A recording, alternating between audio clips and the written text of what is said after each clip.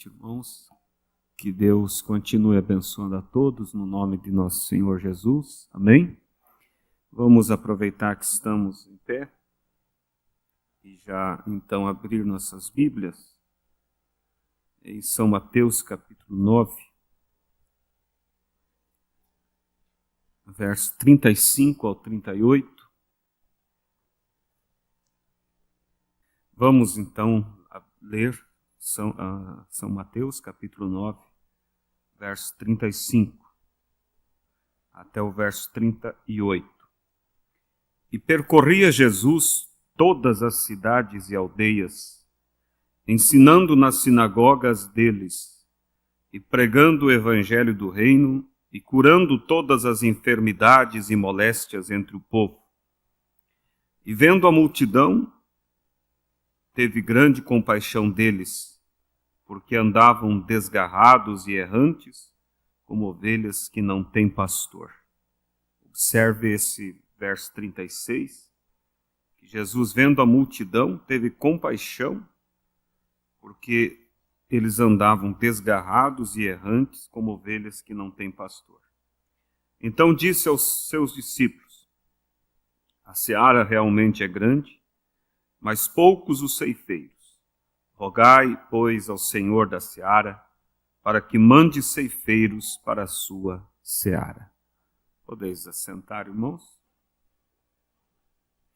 Então, como os irmãos têm acompanhado a linha do Espírito de Deus nesses últimos dias, quantos assistiram a live de ontem? Levante sua mão. Todos. Maravilha, né? E ver o que Deus tem feito através de pessoas simples.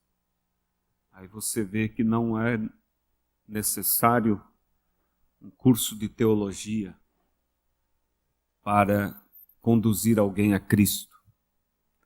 Mas tudo o que necessita é um sentimento puro e um amor divino no coração, o desejo de encaminhar alguém para a vida eterna, né?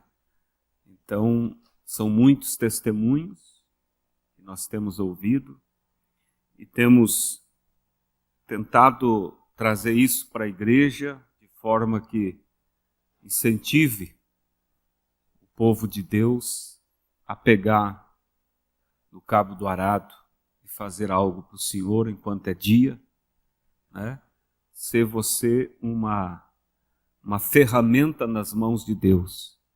Como dizia o saudoso pastor Antoninho Machado, ele sempre dizia: o eleito não tem estrela na testa. Ele dizia: se o eleito tivesse uma estrela na testa, a gente agarraria ele e diria: ó, nós vamos te batizar. Ah, mas não quero. Tu vai ser batizado, tu tem uma estrela aí que diz que tu é um eleito, vamos batizar você. Mas como o eleito não tem estrela, você tem que falar a todos, estar pronto, né, para Deus te usar, Deus te inspirar, convidar as pessoas, compartilhar as lives, e vai compartilhando, vai largando a semente. Em algum lugar ela vai cair, ou em algum momento ela vai cair em uma terra fértil, em uma terra boa, e vai produzir o fruto da vida eterna no coração de alguém. E você terá a tua recompensa. Agora eu sei que Deus vai recompensar com prêmios lá do outro lado, mas eu creio, para mim, a maior recompensa é poder ver ali aquele que você conduziu. Não é verdade? A maior recompensa.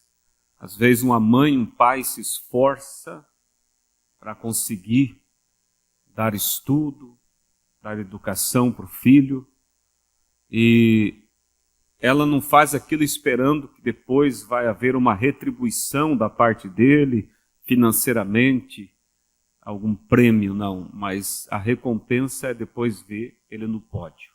Não é assim? E assim eu creio que nós, o maior desejo de nós é poder ver essas almas ali elas vindo sorrindo para você e dizendo: se tu não tivesse ido, eu não estaria aqui. Será muito maravilhoso, irmãos. Por isso, devemos pedir a Deus a unção e a inspiração para isso. Vocês vê na escritura que eu li, que Jesus percorria as cidades e aldeias, e ele observava as pessoas, cada um indo para o seu trabalho, para as suas ocupações, o corre-corre da vida, e ele viu que eles estavam como ovelhas sem pastor, sem um destino, sem um foco. Então a Bíblia diz que ele moveu-se de uma grande compaixão para aquelas almas. Ele moveu de grande compaixão ao ver que eles andavam desgarrados e errantes. Então eu creio que o evangelismo, irmão, ele começa com sentimento.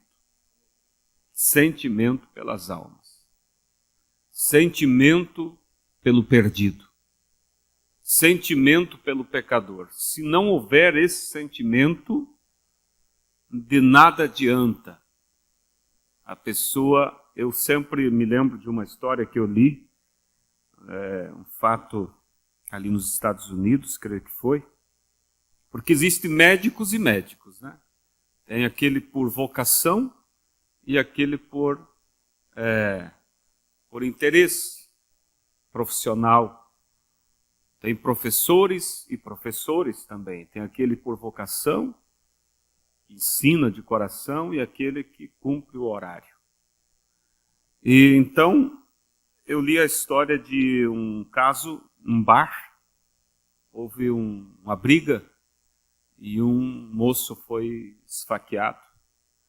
Então ligaram para a emergência, e a ambulância veio, e a médica que acompanha a ambulância, quando ela chegou, ela viu o moço deitado no piso daquele bar. Ela olhou já o olho dele, percebeu que ele estava morrendo, e pelo posicionamento da facada, ela viu que ele tinha sido ferido no coração. Então, ela olhou e viu que ele tinha 5 minutos de vida a mais só. Para um médico, daqueles que estão ali para cumprir horário, não tem um dom, seria simplesmente algo como: sinto muito, não temos mais o que fazer por ele. Não dá tempo de chegar ao hospital. Mas diz a história que aquela doutora, ela viu que ele tinha mais 5 minutos só. Então ali no piso do bar mesmo, ela pegou e abriu embaixo da sua axila aqui e enfiou a sua mão lá dentro, trancou o furo aonde a faca tinha perfurado o coração e disse: vamos ao hospital. Enquanto eles carregavam, ela ia ali segurando e salvou a vida do rapaz. Salvou. Por quê? Porque havia sentimento, havia um dom, havia uma chamada para aquilo. Vocês estão me entendendo? Então eu creio que quando há esse sentimento, é diferente. Por isso que o evangelismo parte desse princípio: ter sentimento pelas almas. E nós devemos orar a Deus e pedir a Deus: Senhor, eu quero o seu sentimento em mim. Eu quero sentir pelas almas o que o Senhor sente. Eu quero sentir o amor divino e a direção do Senhor também, para poder encontrar aqueles que o Senhor espera que eu possa falar de Cristo, que eu possa entregar um folheto, que eu possa fazer alguma coisa. Então, primeiro o evangelismo começa então com esse sentimento. Segundo, você precisa buscar a direção de Deus. A partir do momento que você tem o sentimento, pelas almas, você tem que buscar a direção de Deus, então, de como fazer isso. Pedir a Deus que lhe ajude a encontrar, porque entre tantas pessoas, que Deus possa fazer você encontrar o endereço daquele que Deus espera que seja encontrado. Terceiro, você precisa ter consciência que você é os lábios de Deus. Que você é a ferramenta de Deus.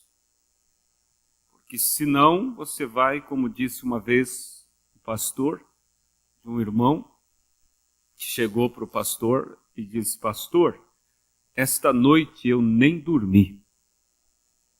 Eu passei a noite inteira chorando por amor às almas. Aí o pastor olhou para ele e disse: interessante. Você chorando por amor às almas e as almas chorando, desejando que alguém vá faça alguma coisa por ela. Que na verdade o irmãozinho queria era que o pastor dissesse: irmão, então você vai pregar para nós tal dia na igreja. As pessoas querem posição, não querem fazer o serviço realmente de sair pelos valados, sair pelas ruas, encontrar os feridos, machucados, aqueles que realmente ninguém dá nada por eles, e você poder trazer a eles uma palavra de ânimo, dizer a eles que Deus os ama. Entende? Então, você primeiro ter então o que? Sentimento. Segundo, buscar a direção de Deus. Terceiro, ter a consciência que você é os lábios de Deus, que você é a ferramenta de Deus e que tudo que Deus tem que fazer vai ser através de mim ou através de você. Deus não tem outra forma. Não é você se pôr de joelho e mandar a Deus: Senhor, vai salvar as almas, Senhor, faz isso. Ele já fez. Ele já pagou o preço. Ele já providenciou. Agora é nós que precisamos ir e levar essas boas novas aos pecadores. Amém? Então, a partir disso, a partir desses itens, você sabendo, você tendo sentimento pelas almas, buscando a direção de Deus e sabendo que você é a ferramenta de Deus, a partir daí você vai adicionar a esse contexto, você vai adicionar materiais. Por isso que nós temos folhetos, nós temos CDs, né? Já está um pouco ultrapassado, mas ainda alguns usam. Nós temos literaturas. Você vai levar, isso são coisas secundárias que acompanham. Porque a principal ferramenta é o ser humano, é você. É eu, é cada um de nós. Veja que nós transmitimos para as pessoas virtude. Nós transmitimos virtude. Então nós devemos nos aproximar dessas almas. Pouco adianta você pegar um feixe de folhetos e sair colocando nas caixinhas de correio. Isso até pode, não digo que seja errado, mas eu creio que a aproximação, irmãos, da alma. Jesus disse: ide e pregai o evangelho. E o apóstolo Paulo disse que ele ia e pregava o evangelho não em demonstração de palavras, sublimidade de palavras, mas na demonstração do poder de Deus. Na demonstração do poder de Deus. E como que eu posso demonstrar o poder de Deus a não ser através da minha vida? Entende, irmãos? Então, essa aproximação, essa virtude, esse calor espiritual, irmãos, é essencial no trabalho do evangelismo. Você realmente ter o contato com a pessoa. Você, a partir disso, ter a persistência de saber, como eu falava na live ontem, que as pessoas não são más. Quem é mau é o diabo.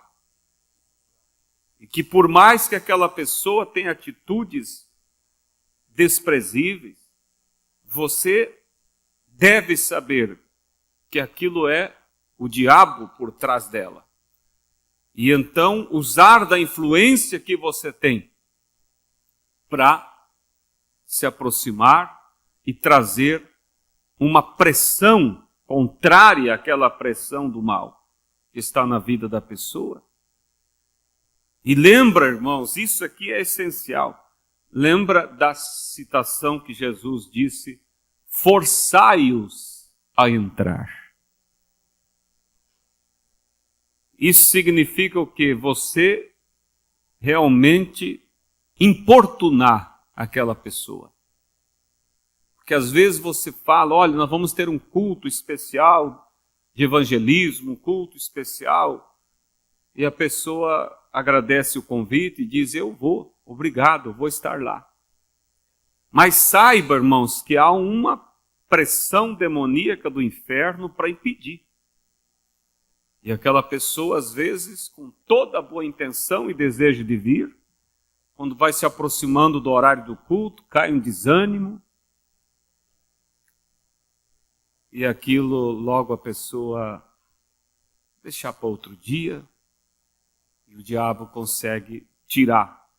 E aí muitos olham e dizem assim, fulano não veio, me enganou, não é sincero, disse que iria vir e não veio. Fiz a minha parte, estou livre do sangue dele.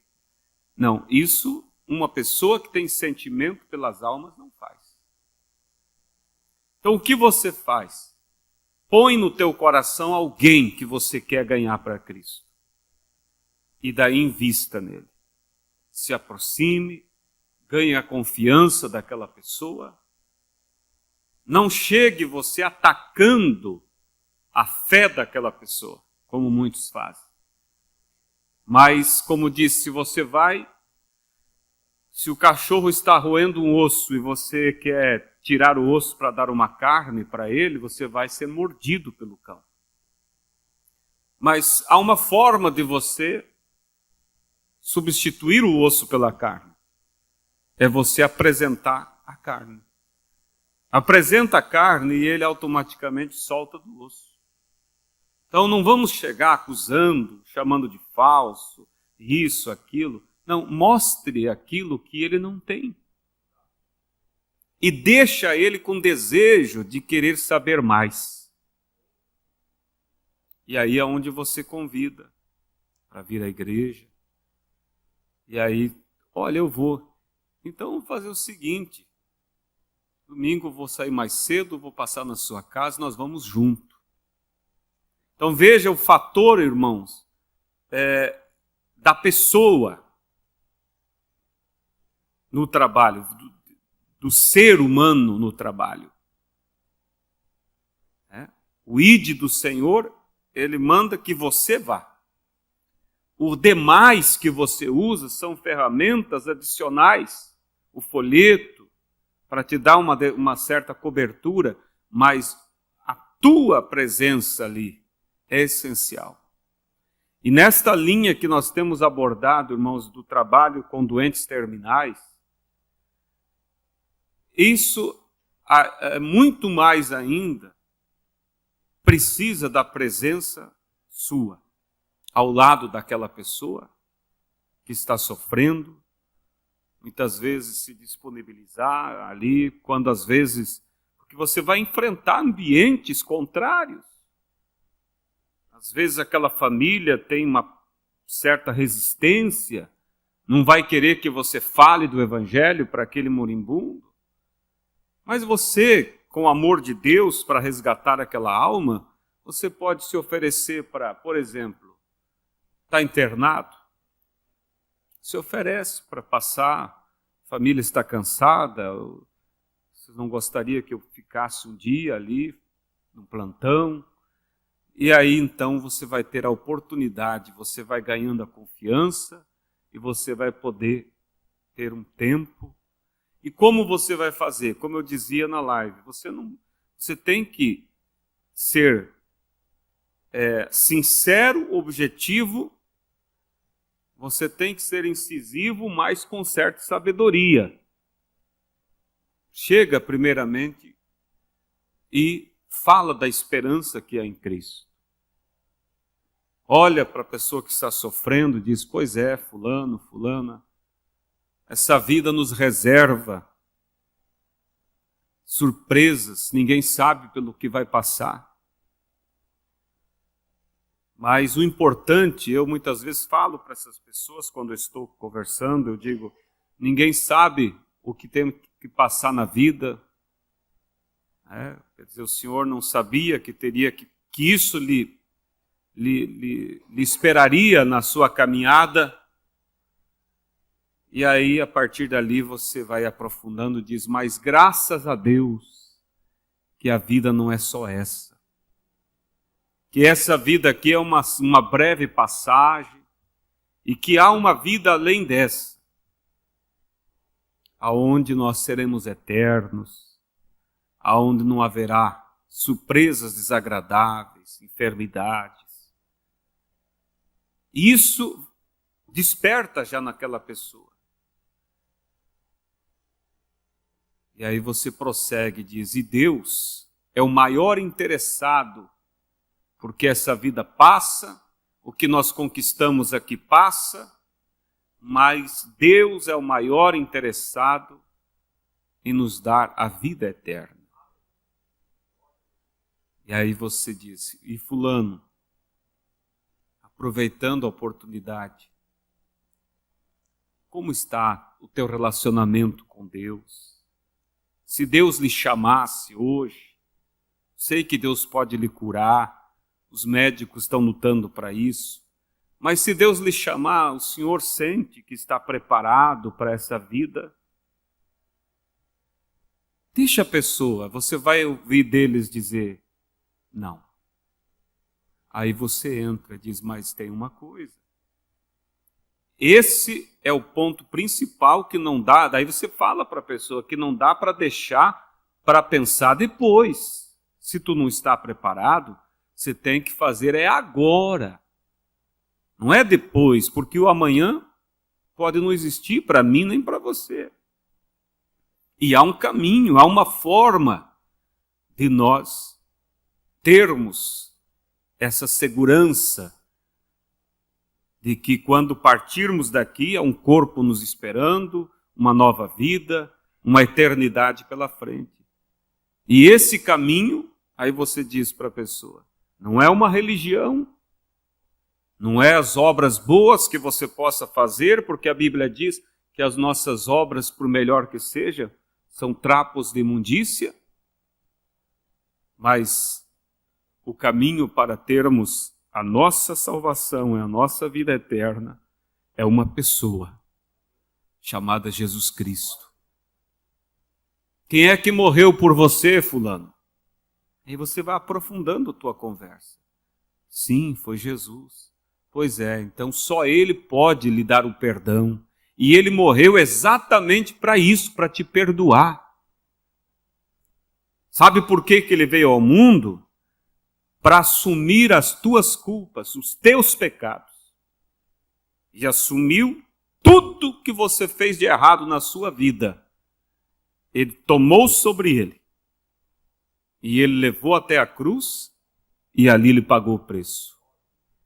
E hoje você tem o direito da vida eterna, não pela sua bondade, não pelo que você fez, nem pelo que você vai fazer, mas pelo que Ele fez. Tudo o que Deus espera de você é que você seja humilde, sincero, se arrependa dos seus pecados e aceite a Jesus como seu Salvador.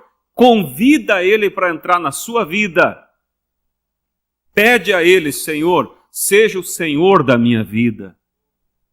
Perdoa os meus pecados. E diga, porque a Bíblia diz assim, irmãos, que aquele que crê com o coração e confessa com os lábios.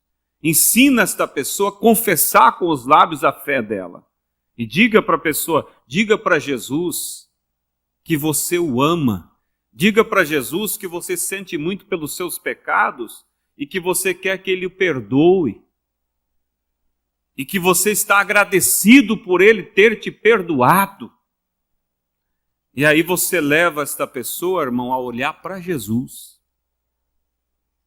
Cita algumas escrituras que todos conhecem, como por exemplo, que pelo sangue de Cristo nós nos tornamos mais alvos do que a neve. Que ele veio ao mundo para que todo aquele que nele crê não pereça, mas tenha a vida eterna. Aí você para nesse ponto e diz, está vendo? O que a Bíblia está dizendo aqui? Todo que crê na igreja fulano de tal? Todo que crê no santo fulano de tal? É isso que a Bíblia diz? Não, né? A Bíblia diz todo aquele que crê nele. E aí, irmãos, a sinceridade tem que falar forte.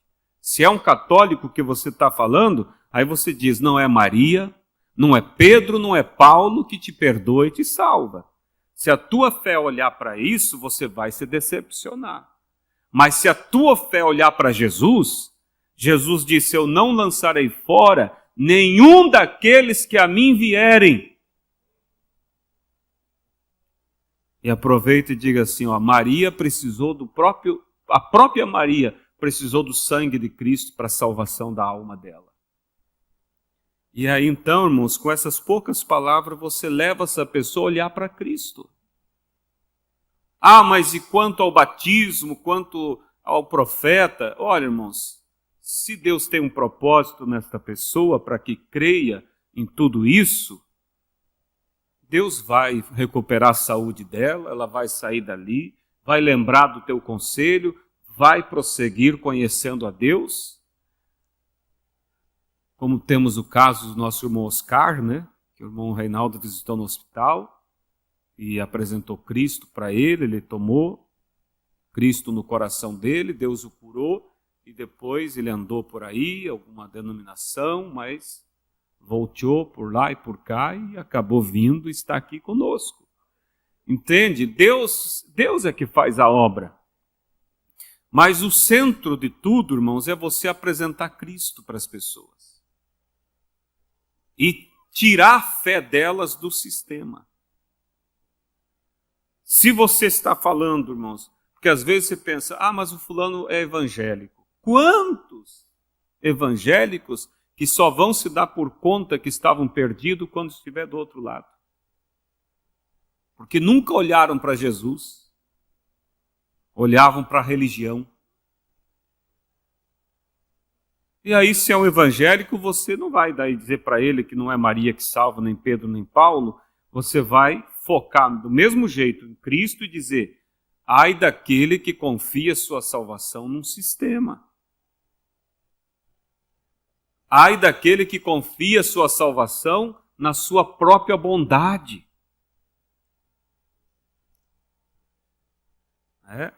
E conclui sempre, irmãos, eu concluo, final da minha palavra, porque quando é um doente que está bem debilitado, você não vai falar muito, não, fala poucas coisas, bem enfatizada, olha para Cristo, olha para a cruz, se arrependa dos teus pecados, pede perdão a Deus, creia que Ele perdoa e agradeça pelo seu perdão, faça a sua oração, você tem que incentivar a pessoa a relacionar com Deus, ore com ela e depois diga, eu quero que você depois faça a sua oração, você mesmo, do seu jeito, conversa com Deus.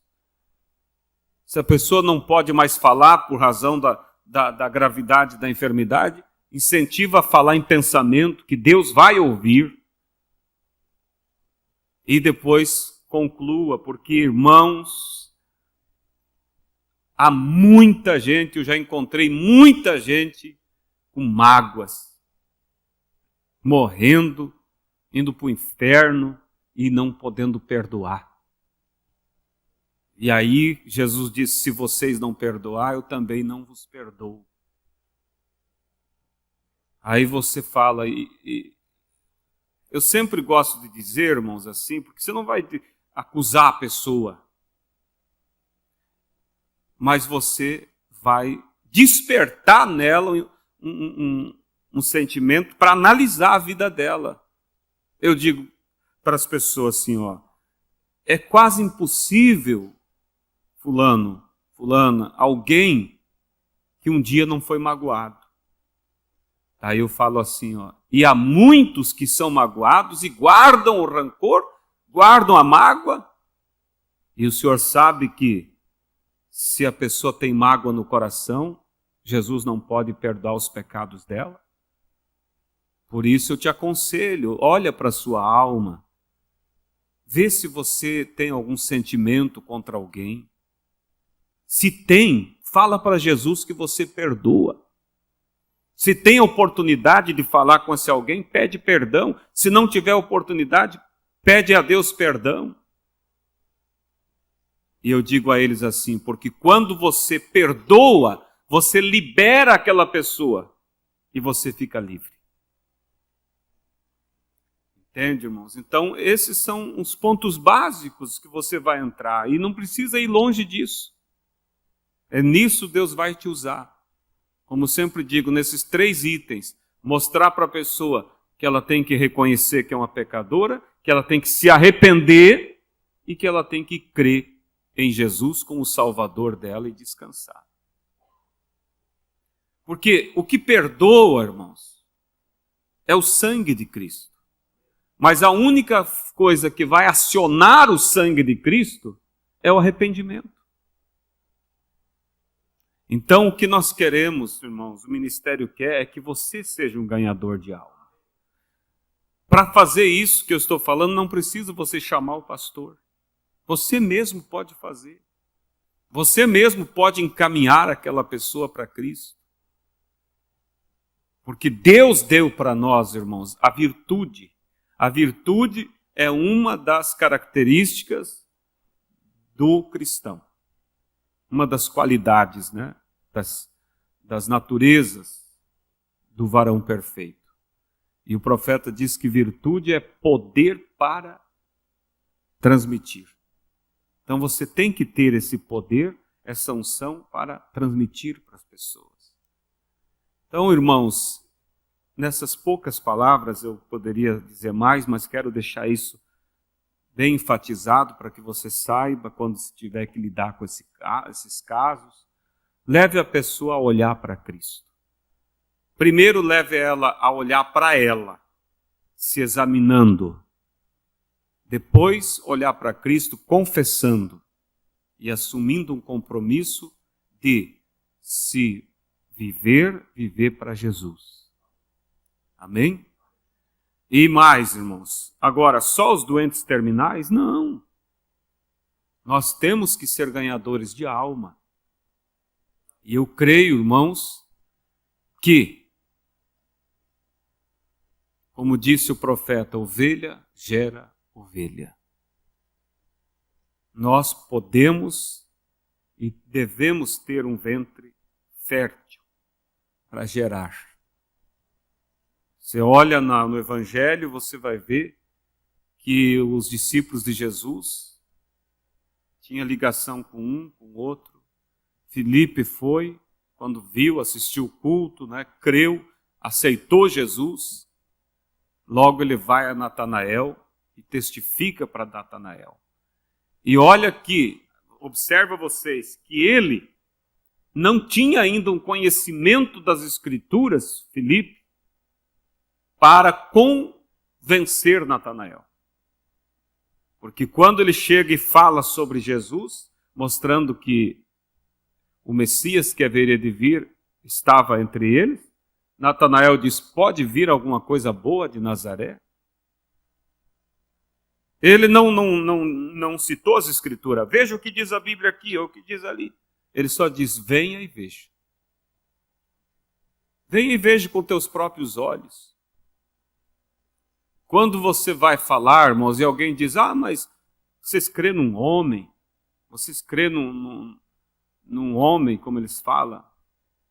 Fulano, nós não cremos no homem, nós cremos numa mensagem. Leia.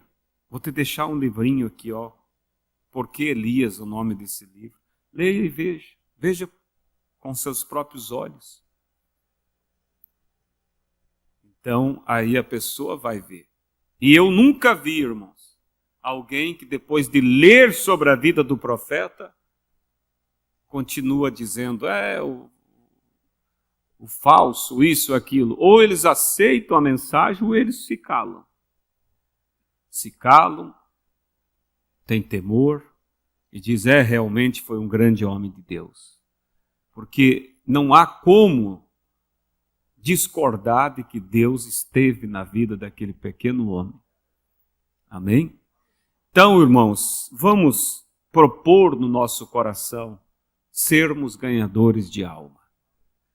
E como disse o pastor Febrônio sábado passado aqui, proponha até o final do ano, quer dizer, eu quero ganhar uma alma para Cristo. Traga o teu testemunho, escreva, para que incentive outros a fazer isso. Final de ano está perto, né? Se não conseguir até ali, proponha no próximo ano. Persiga que esse seja o teu hobby, que esse seja o teu maior anseio. Mas sempre sabendo, irmãos, que Deus é que converte. Não tente você converter as pessoas. Somente apresente. Se o agricultor colocar semente na terra e ele lá com um canivetezinho e tentar abrir a semente para puxar a vida para fora, ele vai matar. Não, você somente põe ali, rega com as tuas orações, deixa Deus fazer a obra. Seja persistente. O evangelismo, irmãos, precisa de um fator indispensável chamado persistência. Primeiro, sentimento, depois persistência. Eu lembro de uma mensagem que o irmão Brana diz assim, há 20 anos eu estou orando pela salvação de uma pessoa. Mas 20 anos já, irmão Brana, já era para ter desistido disso. Continue orando. Deus sabe o momento e a hora e a forma. Amém? Então, antes de nós encerrarmos, eu gostaria de dar a oportunidade, se tem algum irmão, alguma irmã, que tem alguma pergunta nessa linha, como abordar, ou você gostaria de fazer, para que se eu puder ajudar? Tem alguém?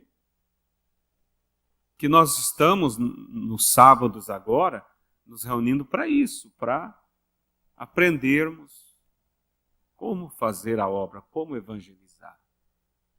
Alguma dúvida, irmãos? Tem? Pode perguntar, irmão.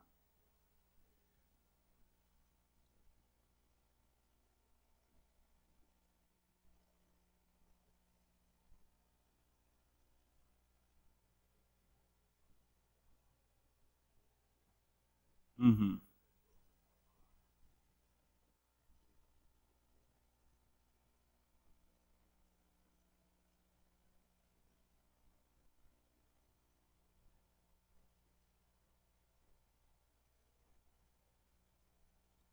Uhum. Quando a gente tem uma dificuldade de explicar um ponto, irmãos, nunca tente fabricar uma resposta, que você vai confundir mais a pessoa e vai demonstrar insegurança. E uma coisa que você não pode demonstrar é insegurança.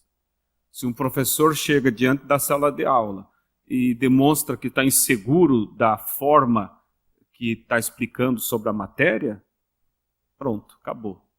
Então você não deve. Agora, não sabendo, você seja sincero, olha, fulano, eu vou fazer o seguinte, eu sei para mim que não é necessário eu guardar o dia de sábado, não sei como te explicar, mas eu vou buscar essa resposta. E aí você procura alguém do ministério para que possa lhe ajudar e lhe explicar. Mas no próximo sábado, nós vamos nos reunir, porque aí hoje eu abordei mais assim sobre como tratar com doentes terminais, e no próximo sábado eu quero falar sobre evangelização para pessoas aí que não são doentes terminais, que daí entra o caso que o irmão falou, que as pessoas vão perguntar, vão querer saber. E aí nós podemos tirar alguns sábados, por exemplo, um sábado para explicar sobre o sábado, bem detalhado, você traz caneta, papel, para anotar as escrituras. Outro sábado podemos estudar sobre o batismo, não sei como, vamos ver conforme vai andando, a gente vai avisando. Mas só para, como diz, dar uma pequena pincelada sobre essa resposta, que a pergunta que a pessoa lhe fez, por que nós não guardamos? Eles dizem que nós violamos essa escritura, né? Violamos. Primeiro você tem que mostrar para a pessoa que a Bíblia é toda ela inspirada. Você não vai dizer, não, é que essa parte não precisa mais. Pronto, você já quebrou a confiança dele, porque você está dizendo que uma parte da Escritura já não é mais válida. E nós sabemos que toda a Escritura é válida. E nenhuma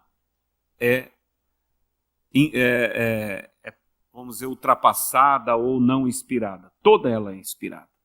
Agora, aí você, a partir do momento que você diz, olha, amigo, toda a Bíblia é inspirada, toda ela é a palavra de Deus, mas nós devemos entender que tem partes da Bíblia que se cumpriu.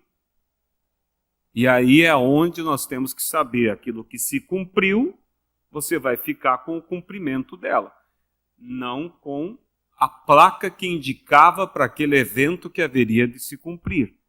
E aí é onde, de uma forma simples, você pode mostrar para eles. Por exemplo, lá no Velho Testamento, desde Gênesis, se anunciava sobre a vinda do Cordeiro que haveria de tirar o pecado do mundo, que era o Messias.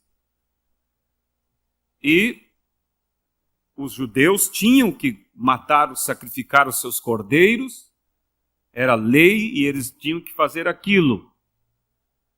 E aquele cordeiro era o quê? Era uma sombra que apontava para algo real que haveria de vir. Que a sombra é o negativo, que aponta para o positivo. Aí você diz, quando Cristo veio e entrou em cena, a partir dali, não necessitou mais sacrificar cordeiros.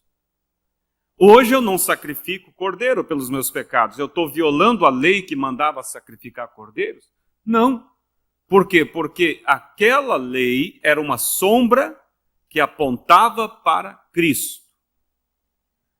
E aquilo era como alguém que está viajando para uma cidade, você não conhece a cidade, mas você sabe, alguém te dá o mapa e diz, você passa por tal cidade, tal cidade, tal cidade. Você vai no caminho observando as placas. A placa vai te indicando.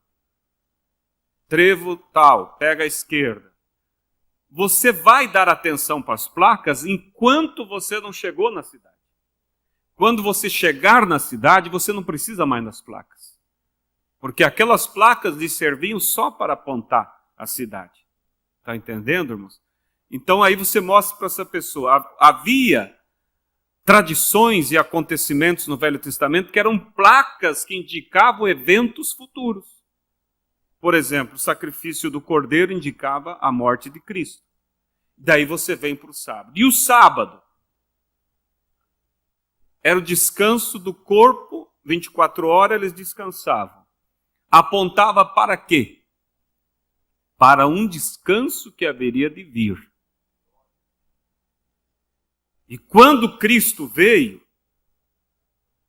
ele, com seus braços abertos, disse, agora vinde a mim todos que estáis cansados e oprimidos, e eu vos aliviarei.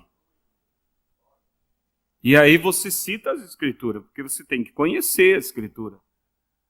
Por exemplo, quando os discípulos estavam com fome e colheram espigas para comer num dia de sábado, e os fariseus disseram, veja, teus discípulos estão fazendo aquilo que não é lícito fazer no dia de sábado.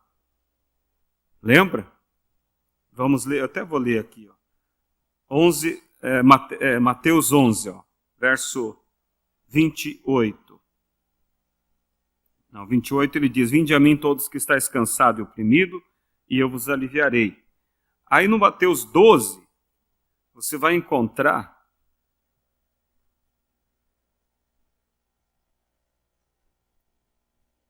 Aqui, ó. Capítulo 12, verso 1. Naquele tempo passou Jesus pelas searas em um sábado, e os seus discípulos, tendo fome, começaram a colher espigas e a comer. E os fariseus, vendo isto, disseram-lhe: Eis que os teus discípulos fazem o que não é lícito fazer num sábado. Ele, porém, lhes disse: Não tendes lido o que fez Davi quando teve fome, ele e os que com ele estavam? Como entrou na casa de Deus e comeu os pães da propiciação, que não era lícito comer nem aos que com ele estavam, mas só aos sacerdotes? Ou não tendes lido na lei que aos sábados os sacerdotes do templo violavam o sábado e ficavam sem culpa? Daí Jesus diz assim, ó: Pois eu vos digo que está aqui quem é maior do que o templo. E se vocês soubesses o que significa misericórdia quero, e não sacrifício, não condenarias os inocentes, porque o Filho do Homem, até do sábado, é Senhor. Então Jesus, quando foi corrigido, porque ele lhe chamaram a atenção os fariseus, porque os discípulos estavam trabalhando ali no sábado e Jesus não falou nada.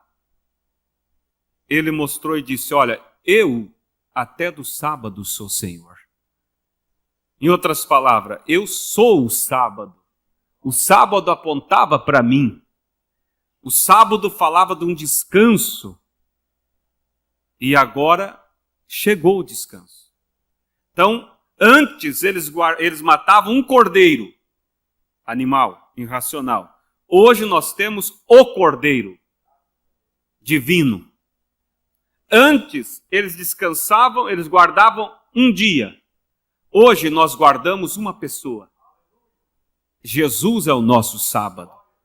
Jesus é o nosso descanso.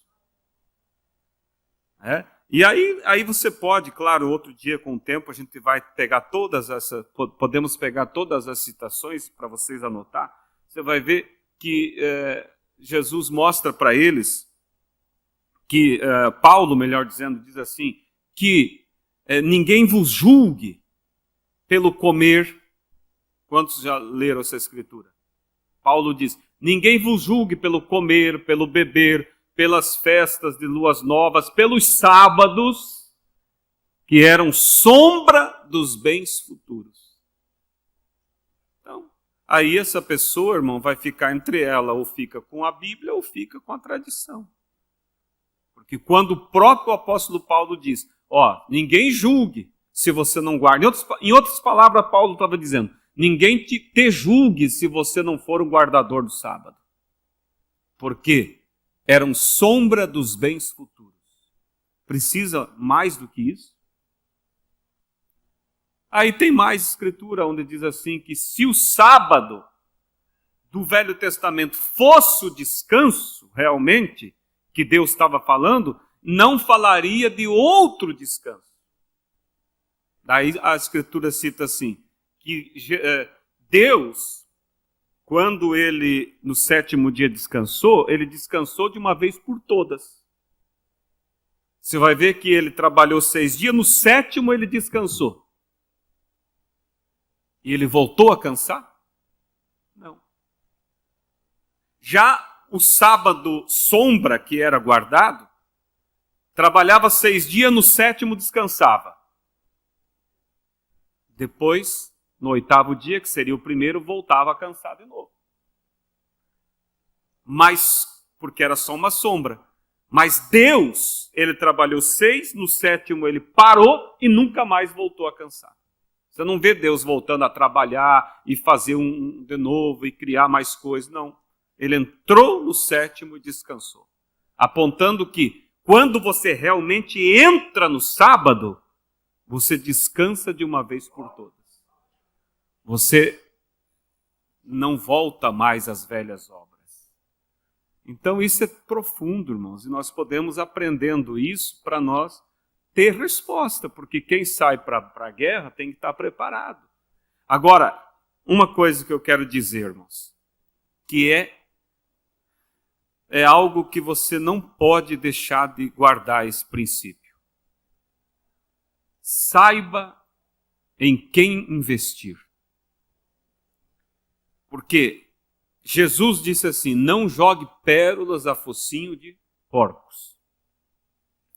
Você tem que discernir quando aquela pessoa te pergunta. Por exemplo, se você vai evangelizar alguém e fala para ela que existe um só Deus e que a Trindade é uma doutrina pagã.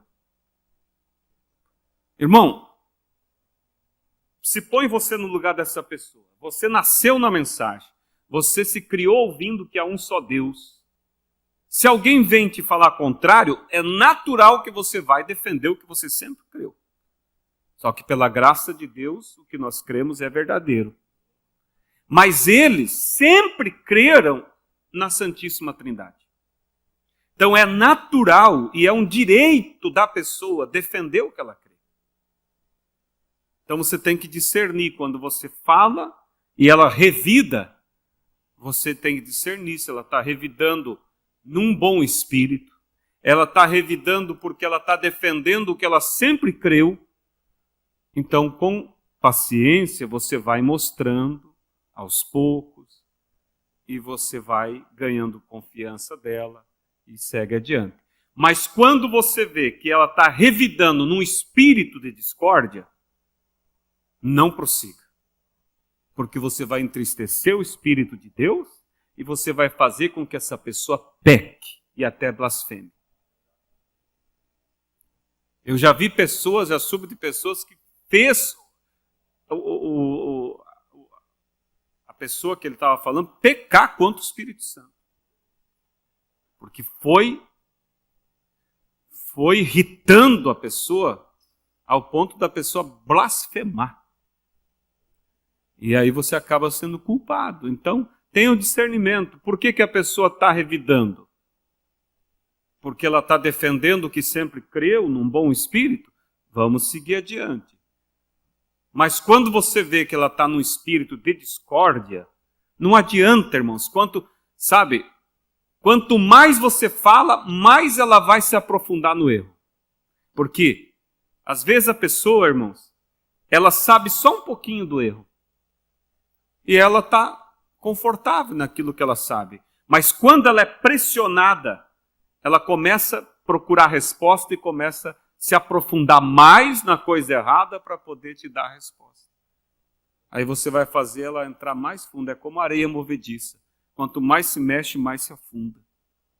Então esse discernimento nós devemos pedir a Deus. Senhor, me dê discernimento para saber quando a pessoa está discordando comigo, num bom espírito, defendendo o que sempre creu, e quando ela está atacando, num espírito de discórdia, de discussão, aí você fecha a Bíblia, nem que ela diga, viu, perdeu, correu, deixa. Jesus disse, não jogue pérolas a focinho de porcos. Amém?